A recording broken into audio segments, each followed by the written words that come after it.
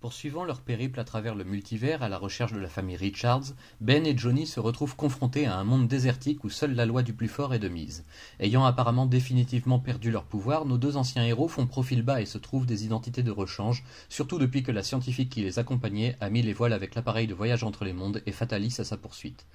Coincés dans une réalité où ils ne sont pas en position de force, Ben et Johnny poursuivent malgré tout leur vie avec la mince lueur d'espoir qu'un jour quelqu'un entendra leur message d'appel au secours et viendra les chercher, mais cet espoir disparaît peu à peu à mesure que le temps passe, sans réponse. Alors qu'ils sont au bord du gouffre et que Johnny découvre que sa sœur est probablement décédée ainsi que le reste de sa famille, ils sont soudain attaqués par le penseur fou et ses nouveaux acolytes, rebaptisés Mister Fantastique et les Quatre Fantastiques.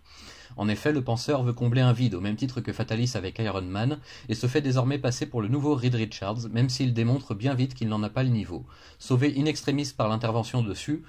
la chose et la torche retrouvent leur pouvoir et défont facilement les nouveaux vilains, avant d'être enfin secourus et emmenés loin de ce monde pourri. Fatalis, quant à lui, mène sa propre quête d'identité et découvre qu'un nouveau conseil des Reed s'est mis en place au sein du multivers, ce qui a le don de l'enrager aussitôt. Mais après un échange avec un Reed qui pourrait bien être celui de son monde, l'ancien super-vilain décide de rester sur la bonne voie et de combattre sa version toujours maléfique qui menace ses compagnons. Au final, les Reed en viendront à conclure que ce Fatalis-ci a peut-être bel et bien changé durablement, mais ils continueront à l'observer juste au cas où. Après tout, qui serait assez fou pour laisser Victor Von Fatalis sans surveillance ?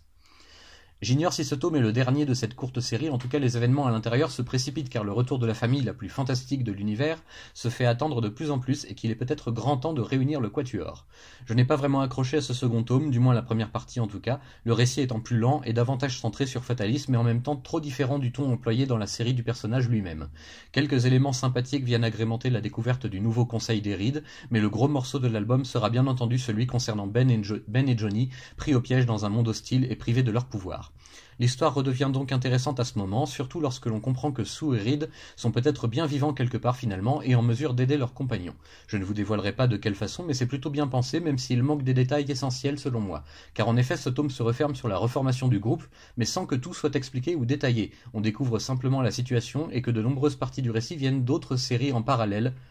principalement celle sur Spider-Man et les deux Iron Man en titre, sans parler de la nouvelle série Fantastic Four qui se lance en même temps. Pour bien faire, il aurait fallu que tout soit compilé en un seul gros volume centré uniquement sur ce retour tant attendu, mais la logique de vente veut que tout soit séparé et scindé en plusieurs volumes, on n'y peut rien.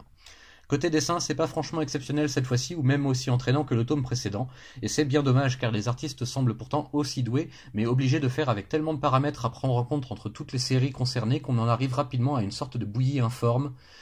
pas vraiment belle, mais faisant tout juste le travail demandé. Petite déception donc, car le tome précédent était assez bien pensé à tous les niveaux de création. Y a-t-il eu un léger relâchement à mesure que l'on arrivait à la conclusion ? Peut-être, en tout cas c'est pas fameux et c'est bien dommage. Le scénario en revanche poursuit sa lancée, lui aussi parasité par les nombreuses autres intrigues à prendre en considération pour avancer vers le point de retour des Quatre Fantastiques, et permet d'apporter quelques éléments nouveaux et un éclairage bienvenu sur les détails qui jusque-là passaient relativement inaperçus. Il faudra attendre la lecture du nouveau Fantastic Four pour découvrir si oui ou non la sauce prend convenablement.